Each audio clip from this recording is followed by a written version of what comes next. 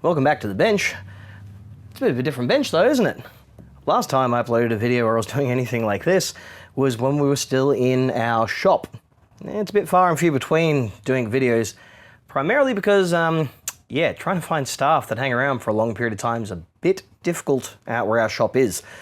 I've actually moved the shop, well, currently in the process of moving it, out here to Enmore in Sydney, but we've had the repair side of things here in Newtown for a couple of months now. What's also changed is we are getting a lot more vintage and used equipment that's coming in from overseas, and also we get stuff traded in locally. And what we need to do with the equipment before it goes up for sale is make sure that it's in the best condition that it can. Unlike a lot of other places that kind of, take secondhand equipment, put it up for sale with maybe a slight bit of a spit and a polish, we want to make sure that what we sell is in the best possible condition. So our prices aren't cheapest, not by a long shot. What they are, however, is representing a far better quality instrument. So, you're not going to get something that, you'll need to, say for example, have a refret done on in 12 months time because the frets are just worn down to absolutely nothing. You're not going to have to worry so much about whether you get something and, the pots of the electronics are going a bit funky. We want to check everything out to make sure it's all there. And look, sometimes an instrument isn't worth the amount of work that needs to be put into it, so we will sell it as a project. Someone else can pick it up, they can do the work themselves, or, might still play, it's just got spots of buzz or whatever else, and then when they got the cash, they can come back and see us for the repair work later. But that's all a delicate balancing act. One of the first things we've got up here today is a Greco PB750N. This one is one of the old Greco logos. So in the early days of Greco, when they were first getting products out there, they had a logo that the R was scripted like an N, hence the Greco moniker. These were kind of cool because this is where they were starting to experiment with things, not in the same way that a lot of 60s manufacturers did. So this was kind of not just copy weird sort of British designs or put really over the top ornamentation on it, but actually let's make an instrument that's kind of, playable, something that has things that players might like. So this one, being a relatively early one, has a maple body, many different pieces. It's actually 2-ply pancake type thing, plus each ply is made up of multiple pieces. So it's a dense boy. But on top of that, it's got not only a standard P-bass pickup, but it's also got a hum cancelling pickup in the bridge, or at least I think that's hum cancelling. We'll find out when we crack it open and take a look at it. This is quite close to the bridge, closer than a standard J-bass pickup. But the neck pickup, the P-bass pickup, is also further towards the neck. So by shifting it up that little bit extra that way, you're getting more low frequencies, getting a bit different kind of vibe. So when you mix those two together, it's kind of like, 60s kind of German basses and similar things that had the pickups right up against the butt end of the bridge and the neck. They were just so contrasting. This one, instead of having, balance controls on the pots and that, this one's got a 3-way toggle, which personally I'm a big fan of that. However, we've got to see what the balance is between these pickups. They might be a little bit out of whack. You'd expect there to be a bit of a volume discrepancy unless this one is wound incredibly hot, because this is just so much closer to the neck and, it's a big chunky hum cancelling type pickup. Before we undertake any work on that, we just want to give it a preliminary inspection. So this one's probably sat unused for quite some time. The frets are very green because, the German silver, which is mostly copper, and that's kind of leached out there. So we'll have to give them a good proper polish and scrub, make sure that's all gone from there. Looking at the neck as well, there is a fair amount of relief in it. So we'll need to double check to make sure that the truss rod is doing what it needs to and it's not bowing up or doing anything kind of crazy like that.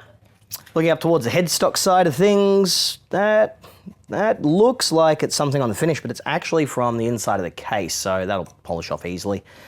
Once again, same sort of dealio. The hardware up here is a fair amount of green oxide from the copper substrate underneath the nickel plating. Should be able to clean off a fair bit of that easily, but we're not going to get rid of all of it, obviously, being a 50-plus-year-old instrument. So, it's got patina, it's got wear. That's what you want from a vintage bit of kit. A little bit of little bit of something on the side of the headstock there, but that's kind of scrapes off, which is good, so that means that'll be easy enough to clean. The nut looks like it's in pretty good shape. We'll have to assess it to see whether it's high enough or low enough. Thankfully, this is kind of before the era of them going absolutely wholehearted with the brass nuts on everything, so I'm not going to have to spend heaps of time cutting that. But even, for example, the location of the string tree for the D and G strings, normally you expect that kind of up towards here, but down here it's like way towards the nuts. There's a much stiffer break angle there. Like I said, this was when companies in Japan were starting to find their way with manufacturing electrics and really sort of getting a hold of, you know, the ins and outs of it. And this particular one was made in the famed Matsumoku factory. Matsumoku originally was doing cabinet making and furniture and stuff like that because they were a subsidiary, by the end of things, of the Singer Sewing Machine Corporation. That's one of the reasons why the brand doesn't exist anymore and they don't make instruments, is because eventually, you know, the home sewing machine industry started shrinking and changing, manufacturing moved to other areas, all that kind of stuff. So when companies like Aria and various others started moving production off to China, Indonesia, primarily Korea at that time as well, wasn't much point in continuing on with making instruments. But they got a well-deserved reputation because they knew wood, like a lot of Japanese manufacturers. That's part of the reason why Japanese instruments have such a, you know, an almost mythology to them, is it's a nation of carpenters, of woodworkers, of people who know wood inside and out, and they took a sort of, you know, collectivist mentality to that manufacturing to make things as good as they possibly could. Did they always get it right? Nope. Does it mean just because it has MIJ somewhere on the body that it's some phenomenally always going to be better instrument? Not even close. They put out a fair share of turds, just like every other place. But at a time when Fender was owned by CBS, and Gibson was owned by a company that dealt primarily in stuff like concrete and Doritos, they were giving them a run for their money because they were making products with a higher level of craftsmanship. They spent more time making sure things fit correct and that, and even the budget instruments were, you know, much better. That's why a lot of companies like Harmony and others eventually made their way over to contracting these Japanese factories. So let's get it plugged in. Let's see whether we've got any output from the electronics, and then from there we can take the strings off, start clearing it, cleaning it, and making it play a bit nicer so we can get it ready for sale. All right, on to the electronics. Let's see whether we got ourselves some noise. Plenty of buzz, plenty of hum, but that's probably just from, you know, where we are here. Yeah, rotate out of the way, it's a little bit better.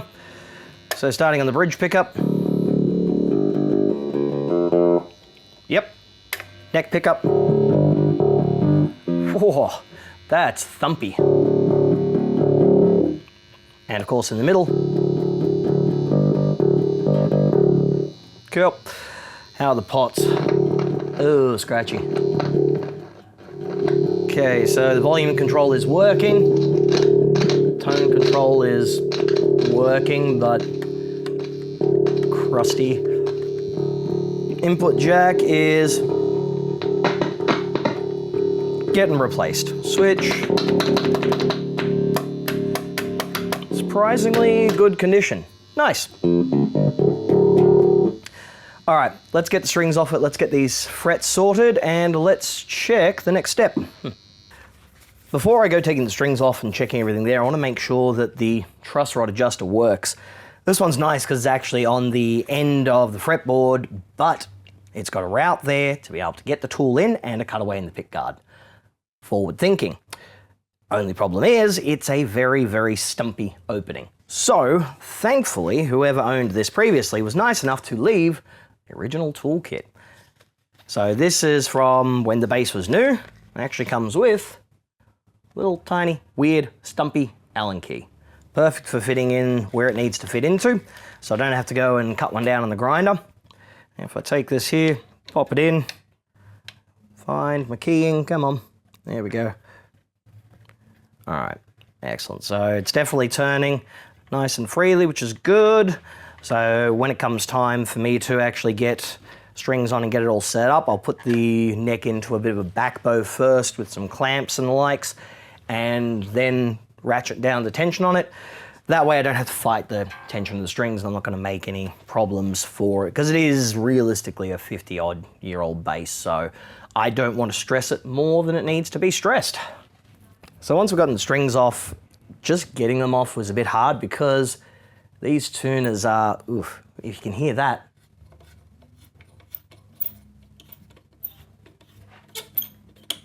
very squeaky. So there's obviously some corrosion of that underneath the mechanisms. So one of the things that'll happen, they'll come off, they'll get cleaned, lubricated, oiled, all the rest of that, make sure everything's all good before they go back on. Aesthetics is aesthetics, it doesn't matter. What we want is we want to make sure that that's actually going to turn and be nice and smooth for the next customer, so they're not trying to fight against it and possibly damage the tuning machine, because I've seen it happen. They get really stiff and you fight against them and you end up either snapping off the clover leaf or possibly even bending them. It's just not worth the hassle, and we can spend a couple of minutes taking these apart, cleaning them, lubricating them, and putting them all back together. So this is one of the tuners that's come off. As you can hear, that wonderful squeaky sound. And that just comes from, obviously, you know, the patina extending underneath here, so it's corrosion. So what we need to do is we need to get off the post there and try and get that out. Except that may not be possible, but if we can at least get underneath the worm, underneath the gear there, should be able to get a little bit of a cleaning happening.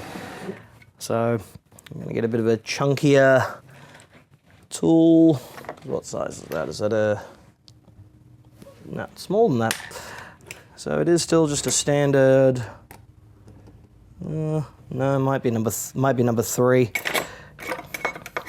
It's hard to tell sometimes between a number 2 and a number 3 until you actually put the tool inside of it, because if you put, say for example, a number 2 into a number 3 and try and rotate it and you damage something, well, you're kind of going to be in a bit of trouble there, because you're going to strip things out.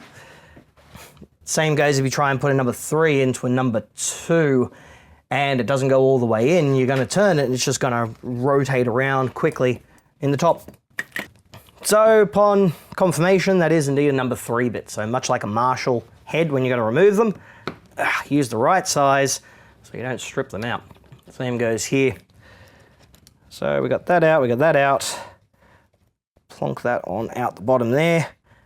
That can come there. So you can see there's a fair bit of old grease and lubricant underneath there. That's going to be making it, you know, less than stellar to turn. And we've still got all of that noise up inside of there. So we'll get a little bit of machine oil inside. We'll clean off the gears there, put a little bit of extra lubricant as well, and we should be good to go. So I'm going to use a little bit of shellite, also known as naphtha, to clear out any of that gunk off the plate there.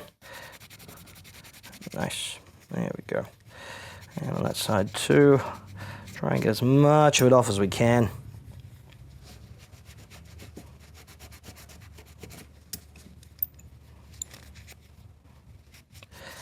There we go. Much better. I'm going to give these tuners a bit of a wipe down just to see if there's anything on there that we can remove. And no, pretty well nothing. That's okay. You know, it's old. It's part of its charm. As long as it works functionally okay, it doesn't matter if it's got a bunch of patina on there.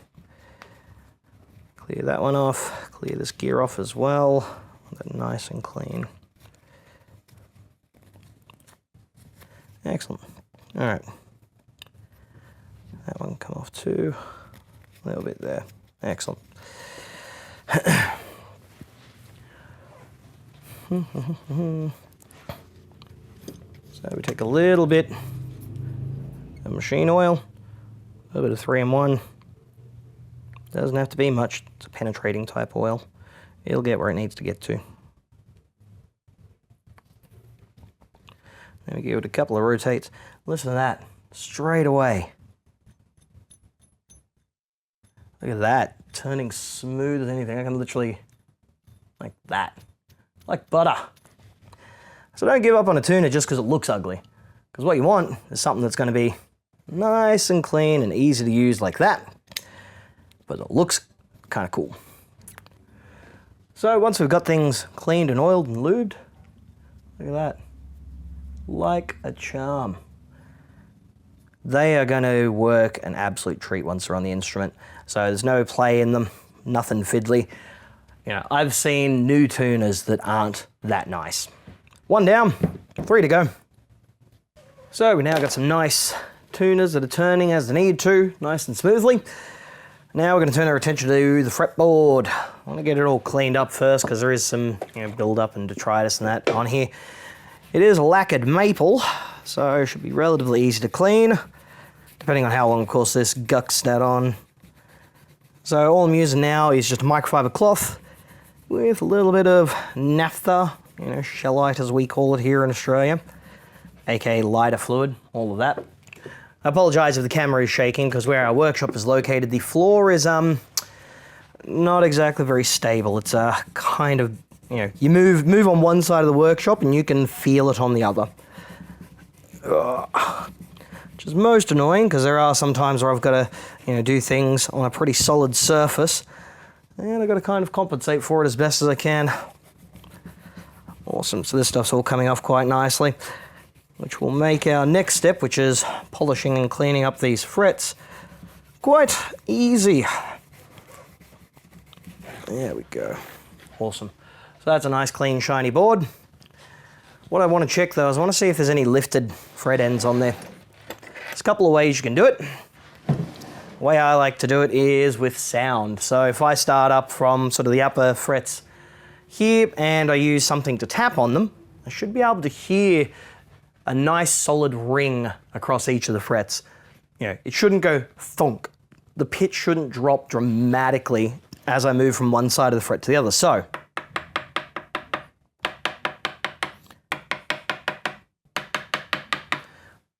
far that's sounding quite good. I'm not hearing any major drops in pitch that would indicate a lifted fret, which is good. Oh, it looks like somebody's here.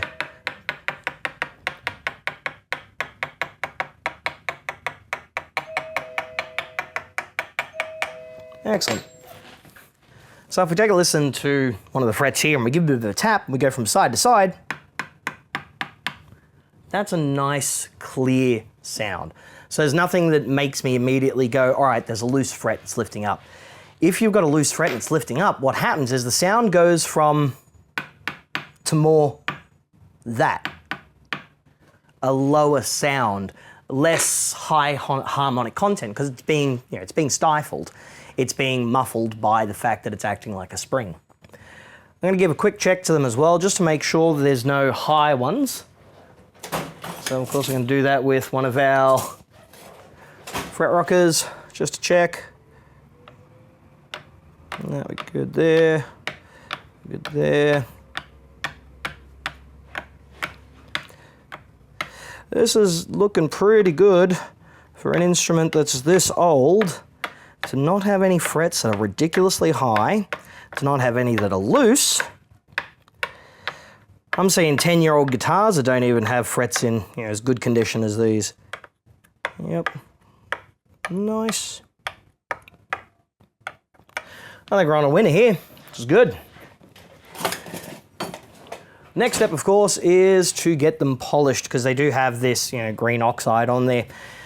There's a couple of ways of going about it. We can do it manually with a bit of sandpaper, which we might do just based on how much corrosion is on these. So, I'll get one of the fret guards, roll it over, give a bit of a polish that way, but then we'll end up polishing them up using a Dremel with a felt wheel and some auto polishing compound, metal polishing compound, that stuff for metal. That way it'll bring it up to a nice shine and I don't have to worry about it looking too bad all in all. So in order to knock off a bit of the patina that's there, I'm using a micro mesh pad. Well, not a pad actually, just one of the you know, cloth-backed ones they've got, which I find work quite well for this kind of thing, because I can get kind of right up to the edge of the frets. Just a little bit there, just enough to take off the majority of the corrosion, so I don't have to spend a huge amount of time with the felt wheel and the polish wheel getting it up. I'm using the fret guard, of course, because I want to, you know, minimize any mark or anything that happens on the fretboard finish there. Good stuff. So we can see already just how much cleaner these frets look compared to the ones next up. Now continue this on, get them mostly dealt with before going up to our buffing wheel. Oof, these ones are pretty bad up here. They are not happy at all. And taking a look here inside of the electronics cavity, we got ourselves a slightly different layout than what you expect in a normal P-base. Obviously you got your P-base type pickup up here, but you got your three-way switch there, which is like an L-shaped type one that you normally find like an SG or similar. But the pots, they're not actually 250K like what you normally expect. These are 500K. 500K is good in the sense that it's going to give you more output and whatever else, if that's kind of what you're into. It's a different tonality. Obviously that jack's just a cheap Japanese one from the era. That'll be gone, that'll go straight away. We'll replace it with good quality switchcraft. Check those pots, they might need replacement. But for example, if we look here on the lug as well, these were just standard old, pots you'd see on anything. So they've actually got a locator pin on there, and rather than cutting it off or doing anything like that, they've just bent it over to fit it on there. All right, before I go any further, I gotta show you this, all right? I was removing this pickup here. I thought, okay, cool, easy enough. It's just gonna be some standard wood screws like what you get on any sort of J-base, P-base, whatever else. Nope. They're actually machine screws. Like, they look like they're actually the same as what you get on a pickup almost. So big massive cheese head on there, threaded 2/3 of the way down, but they're actually in something down the bottom. So they're not actually in wood. They're in something underneath, which I assume is probably going to be some kind of plate attached to the body, similar to how Gibson would attach MIDI humbuckers to Les Paul Deluxes and SGs and similar type things way back in the day. Let's find out. Okay, that is wild. There's no plate here. There's 4 individual threaded inserts in the wood. Like, normally you'd put maybe 1 or 2 or something if you're, attaching things together like furniture or some such, or how I've actually got the Dremel mounted on the bench here using a wood insert. Maybe you do it for a neck, so that way you can get better, removability and not have to worry about the wood being stripped out over time. But on a pickup, that is cool. I don't know why it's not in more instruments. It really should be. It would stop us having to plug up the wood constantly when eventually the heights, can't be adjusted anymore. Looking around at the route, it is a little bit wavy down on the bottom end here. So, a little bit wavy up there, a little bit wavy down here, straight along there. So maybe they've routed out by hand around the sides there. Still better than half of the equivalent era CBS stuff that I've seen over the years, where the neck pockets were so loose you could literally turn the neck into a whammy by going side to side. So let's get into the electronics, get them fixed up, move on to the next part. So the electronics aren't too bad all in all. The main thing we've got is the input jack is corroded, not even worth saving. So that's going to be coming out, replaced with a good quality switchcraft, of course. And then from there, we'll give a bit of clean to the pots, clean the switch out, put it all back together, and we're rocking and rolling. I did have a chance to check out that bridge pickup as well. So it is indeed a hum cancelling type pickup. Couldn't pull it apart though, because it is screwed together and there's some thread locker on the screws, so I don't want to mess with it. That is a really cool little design. So a little mini humbucker. You have things like your Nordstrands and similar these days of a similar kind of ilk. Yeah, it's not that much larger than a jazz bass, but it's fully hum cancelling. Let's get this on out. Of course, as with anything, using the right temperature, using the right quality solder and right quality components. only thing that I can kind of note that's a bit weird on this is they've got the hot and ground colors mixed up. So red is ground somehow and blue is the signal output. So more than a little odd. Normally you have it the other way because normally ground is going to be green or it's going to be black. Maybe you'll have it as blue. It depends on what color you've actually got on hand that day. So now that we've got that there, we need tools to get rid of it. Chances are this is not going to be, I don't know, might actually be the proper size. What I got there we go. 1/2 inch, a little on the loose side, but it does well. All right, let's get rid of this old junk one. Out there. So they held up pretty well, you know, for all these decades. But of course we're going to put in a proper switchcraft. One thing that we always make sure we do is we want to install a lock washer. Last thing I want is for that to end up having, you know, spun off or come loose or whatever else like that. And clear off some of this guck around the area as well. Less contamination, the better. If we don't have a lock washer on there, what ends up happening is it's going to come loose over time because there's nothing for it to really grip onto. That there. It's a bit of a thicker pick guard, this one. Very thick, actually. Get that out from underneath it. But that's kind of nice because it means that the jack is pretty well flush, which is excellent. Whenever I do up, you know, pots or jacks or anything like that, I just use the regular sized bit that I need, but I don't have a handle on it because my holding it like this and rotating around that way provides enough torque for it to hold in place, but not enough torque for it to end up damaging or stripping anything out. Cool. That's like right on where we need it to be. Excellent. Next step, of course, is we want to connect up our signals. And okay, I'm going to have to rotate that around a wee bit. So there's not a huge amount of room inside of that. Come on, round we go that way. Like so. There we go. Right there. And tighten it on down. Good-o. Cool. So we should be able to get that up into there. That one can go in as well. I'm going to get my pliers because I want to put a little bit of mechanical strength into that connection.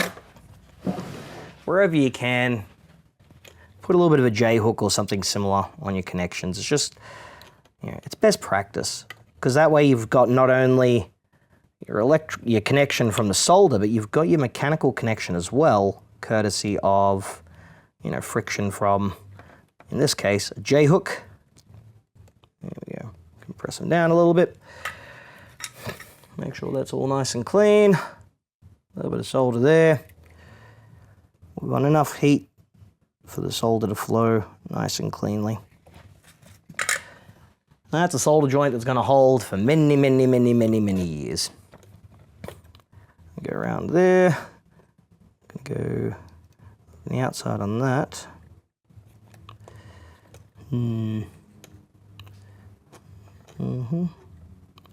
Like so. Bend that one over a little bit as well. Like so. Here we go, come on. There we go. No, come on. Up in there, come on. There we go.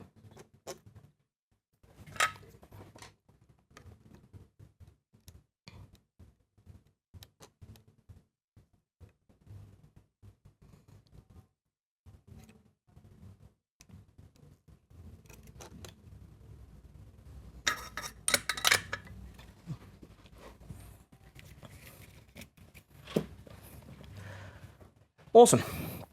So now that's soldered in, what we're also going to do is get a little bit of contact cleaner and lubricant, not just contact cleaner. We want a contact cleaner lubricant because if you just use a contact cleaner, what happens is it can actually remove any, conductive materials and that are on the wafer and stop it from actually going over smoothly, and then you end up with a lot of scratchiness and it wears through whatever's left of the wafer a lot faster. So we just get another cloth underneath here, just to stop anything sort of leaking anywhere. Rotate the nozzle around the nozzle. A little bit there, a little bit there. It doesn't require huge amounts. A little bit goes a long way. And what this is doing is this is just cleaning out any contamination that might be on the traces there, providing a little bit of extra lubrication so it can move along smoothly. And if there's any oxides that maybe have built up, it clears a bit of that off. Pick guard down where it needs to go. Let's just quickly check all of this here is working the way it needs to.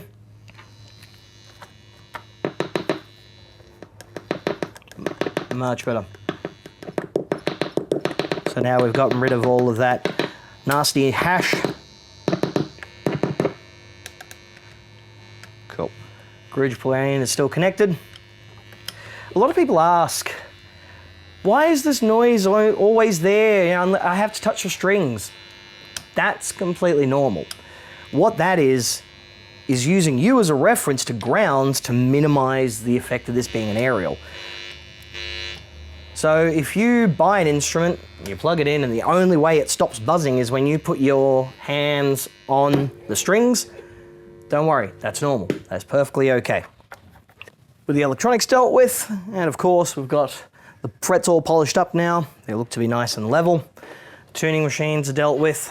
So the next step would be to get that neck nice and straight, put some strings on, get it set up. So a little bit of check of the saddles on here, just making sure they're gonna turn freely to actually be able to adjust the action. I don't want to do it with a ball head Allen key. The problem is with these saddles, they get older and they start getting corroded and the likes. If you put a ball head Allen key in here, what ends up happening is they strip out more often than if you just use a proper Allen key with a nice squared up head on there. Excellent. Because while it's not the hardest thing in the world to get these screws out with the right tools, if I can avoid having to even do that, make sure they turn, get a couple of turns in them first before I do that, then obviously that's just going to make my job oh so much easier. Less time I have to waste on going back and doing stuff. That means the quicker I can get on to the next job, preparing things and doing all that. Get underneath there, clear out some of the dust that's floating around. Oh. So a base like this, some very old school type settings, is going to get some very cool old school style strings. So we're quite big fans of rotor sound here, not only for bass but also for guitar stuff and acoustic stuff. There's a really good string all in all, good enough for bands like The Who and everyone else to use them back in the day. That's why they even had the rotor sound jingle on Sells Out. A little bit there, cut that off, in through there, up and around, like so. Oh yeah, those tuners are much, much smoother now. Awesome.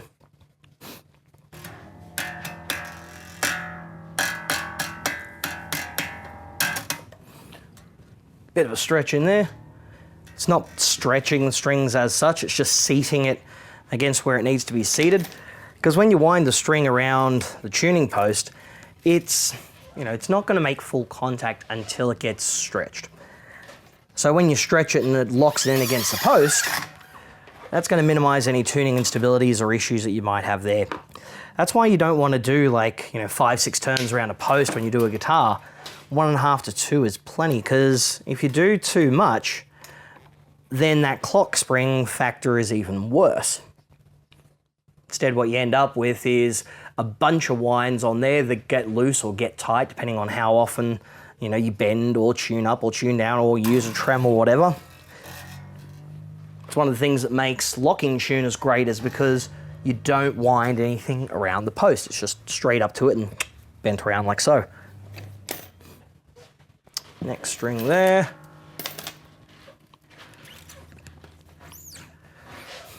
So the action's looking pretty healthy so far, which is good. Of course, we'll dial it in once we actually get it up to pitch and all of that. Up like so, up like there. That goes there, down like that. Up and around, and around, and around, and around. So we are selling quite a number of instruments like these ones.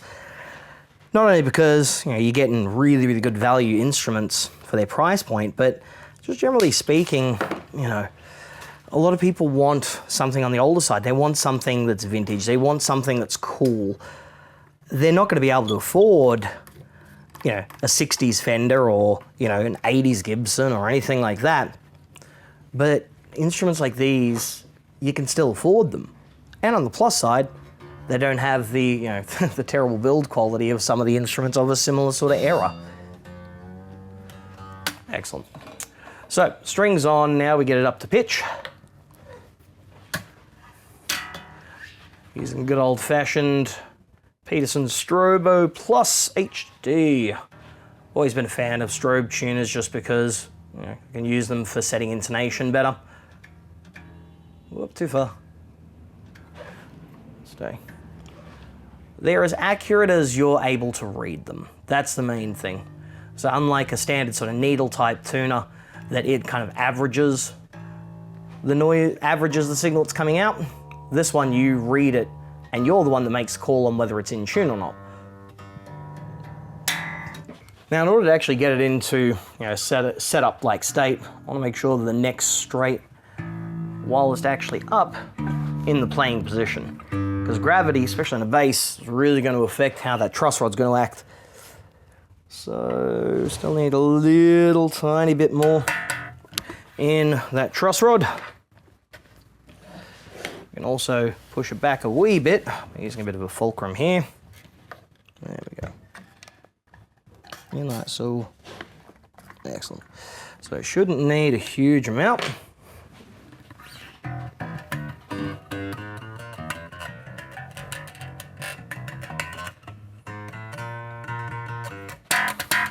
Awesome. So what's the actual action is the all-important question. Eyeballing it, not quite going to tell us enough of what we need. So we're off the scale there, and we're off the scale there.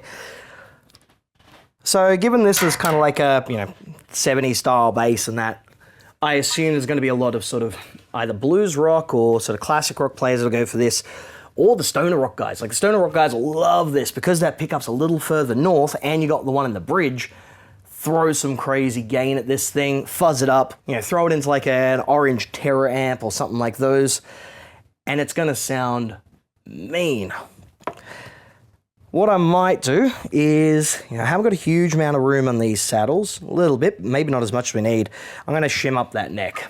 So, give me 1 second, I'll pop a shim in there. So with the action now where we want it to be, much, much nicer. Let's actually check to make sure that it's playing the way it should. No buzz, no hum, no nothing like that.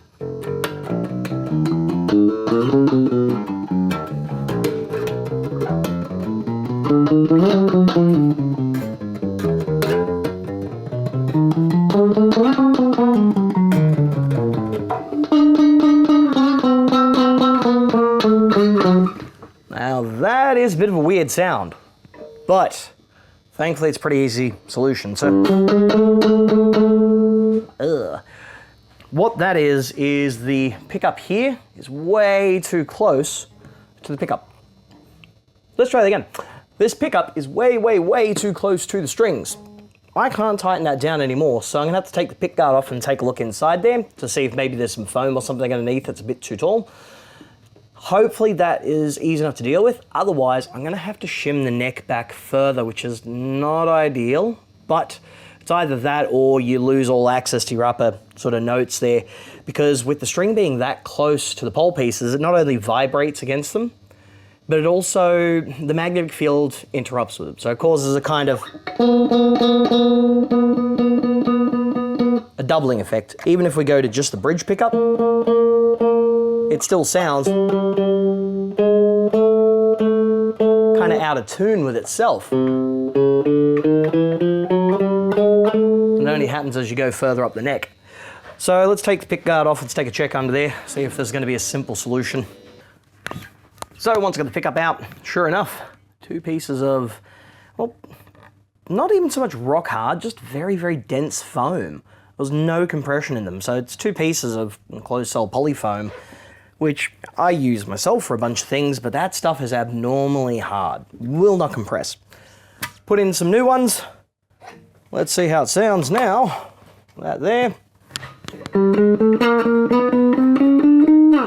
Cool. So now we've managed to get rid of that there, which means we've now got ourselves a pretty sweet sounding bass, even through this completely substandard amp on the bench.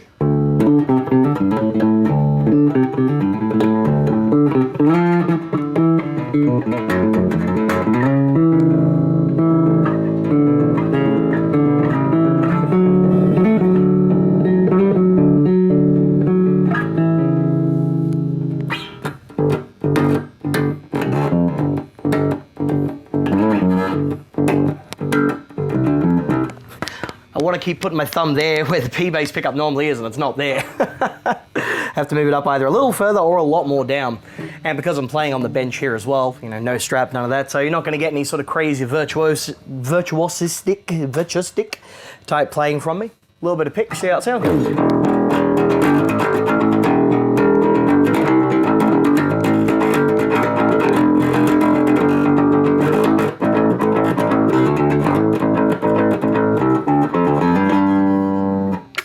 Shove it in the middle,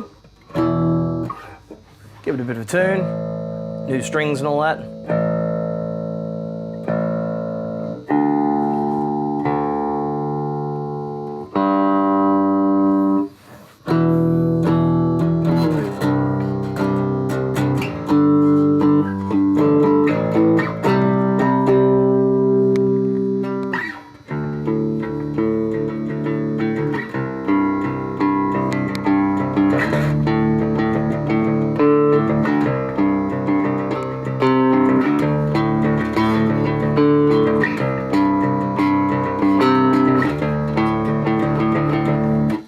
Bit of bridge pickup.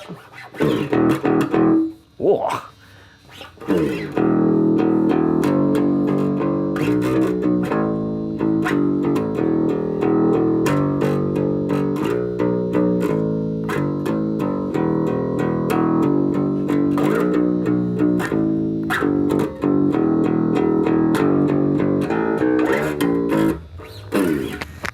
Now, of course, that noise, that buzz and all that, that's just our workshop. It is terribly noisy here. It is so bad. But on the plus side, all I've got to do now is give it a bit of a polish up, bit of a clean, take some photos of it, and get it up on the website for sale. That gives you a bit of an indication as to what we do with our used equipment here before it goes up for sale. So if you take a look at it and you also see someone else is selling a similar one and go, why is that one more expensive? Well, now you know. You can walk in, buy an instrument from us, and know that it's going to serve you well. You don't have to walk in and buy it and then, you know, a year or two later, drop a big amount of money on getting it repaired, unless, if it is something that is on the cheaper side, we're fully upfront about it. We've got a guitar that's got to go up for sale that, if we were to do all the necessary fretwork to it to make it play, no one would buy it at that price point. But someone who wants an instrument that's really cool, maybe for slide, or they don't care about a couple of spots of buzz, or they even want an instrument that's going to be half decent so they can practice doing a refret themselves, awesome, have at it. So until the next time I finally get around to doing a video and, you know, checking out some stuff from the bench and hopefully from the new shop as well, jump on to our website, drgear.com.au. Of course, you can find us on Reverb and eBay as well, but we do like it when people buy through our website because obviously we don't have to pay huge amounts of fees. We do ship worldwide, wherever possible. We've got plenty more cool used equipment coming up. So until the next time, I'll see ya.